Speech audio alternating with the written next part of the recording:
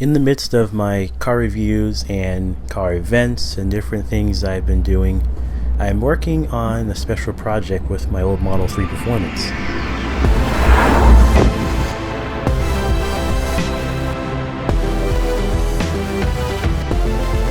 Basically, I'm in the cheapest way possible, primarily via referral points, grabbing a bunch of either Highland or newer Tesla parts and retrofitting them onto my car and myself. So far, I've gotten the 20-inch warp wheels from the Highland 3 Performance, and I've gotten its aero inserts as well.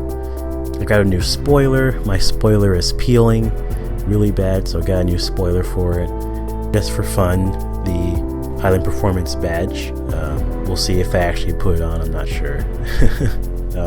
I got the power trunk retrofit. That'll probably have Tesla install. And finally, which I'll be working on in today's video, I have the global taillight assembly. Basically, the early taillights on Model 3 and Y had a small red brake light signal combo, and the outer C shape is just a nighttime running light. But now, because they had to, I believe, fall into other market regulations, now it's a larger brake light, and it's the C shape. Now that's the brake light. The middle now becomes an amber turn signal, and I believe that's a lot safer. So that's what I'm working on today, and it will be the start on what I call Project Midland. So it's not Highland, it's a little lower than that, so yeah, Project Midland. So let's get started. So right here I'm working on taking off the upper plastic trim. They're held by two clips, and the left one was easy, the right one took a flathead screwdriver to take off and took forever.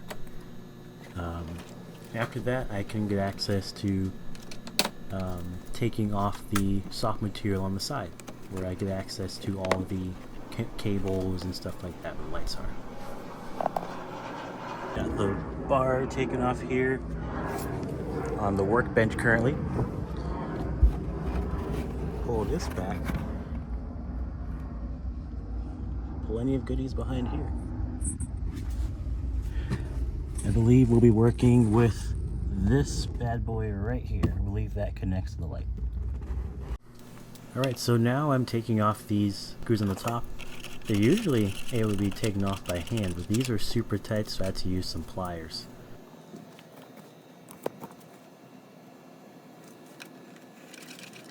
But after getting those off, then I take off the material here, access these two little nuts here, use my wrench to get those off. Those were also pretty tight.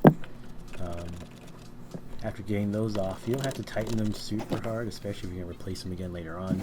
Take out this little clip here.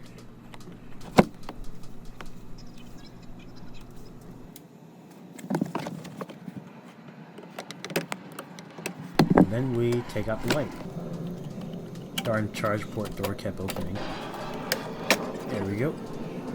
It's dirty in there. Alright, we've got the left tail light out.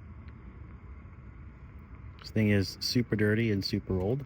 This is how it looks without the tail light. Alright, we're putting the next one in. Like I said earlier, it's all basically plug and play for the most part. The parts are exactly the same size and connect the same.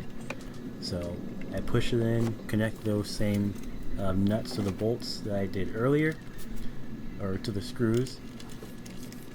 Tighten those. I just hand tighten them to make sure I don't have to do too much had I got it wrong, which, yeah, you'll see a little bit. Connected the harness and everything, and now it's time to test. And this is when I realized Tesla made a huge mistake. Alright, we got the left one installed. I didn't do the right one yet. I want to make sure I did the left one correct first. So I'm going to go ahead and lock and unlock again. Let's see if it lights up amber.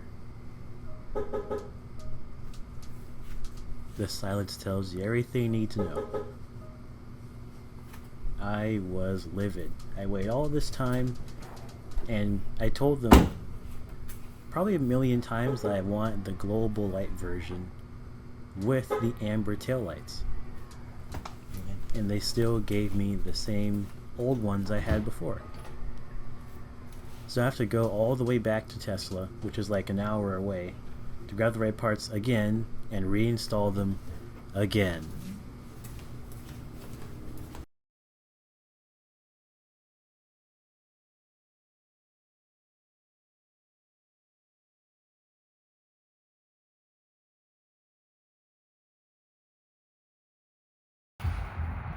We are back at Claremont Tesla again to get the right taillights. Just talked to the guy, they said they had them in stock, so he's grabbing them now. What is this monstrosity? I've got the right lights now. They actually cost a bit more than the other ones, so I basically had to pay the difference. But I'm just glad I have the lights I need now, so hopefully we'll get them installed later on. Alright, finally home to new taillights. Ignore the fact that I'm listening to elevator music. Yes, I listened to that all the way home. It's really good. So, got the taillights.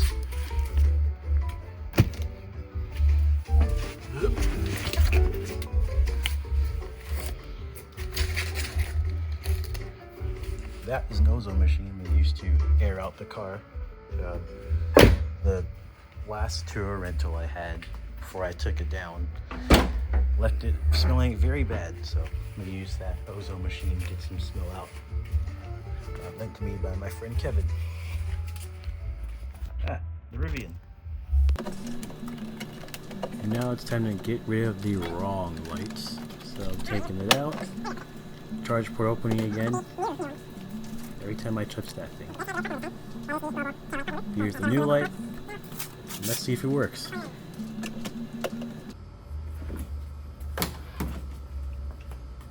Okay, it's plugged in.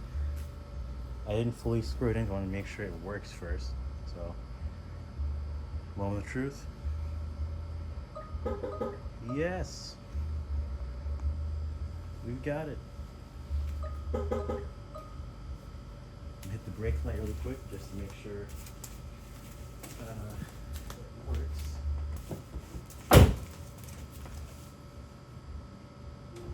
Yes.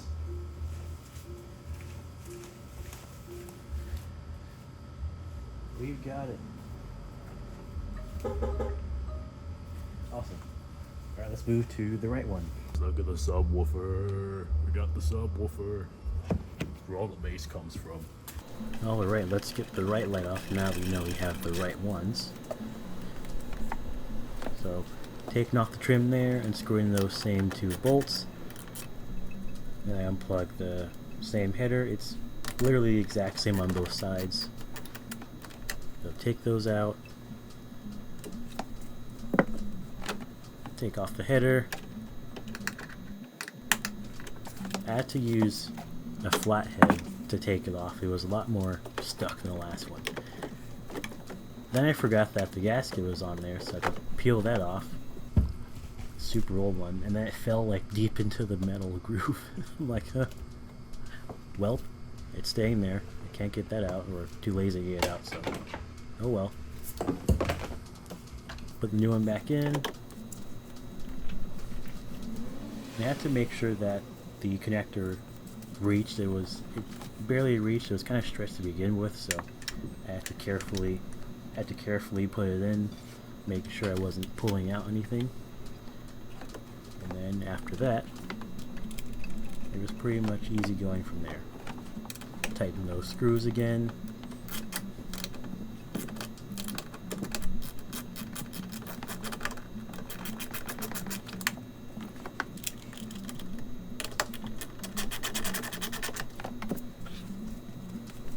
Tighten that giant screw on the top.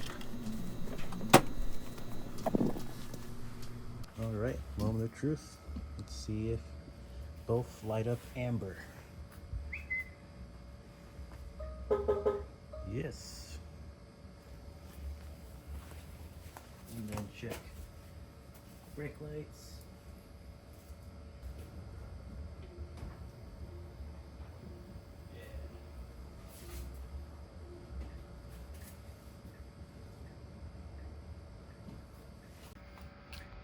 Alright, we got the right lights this time. So as you can see, they're both lighting up amber. And when I hit the brake lights, it's the outline. Awesome.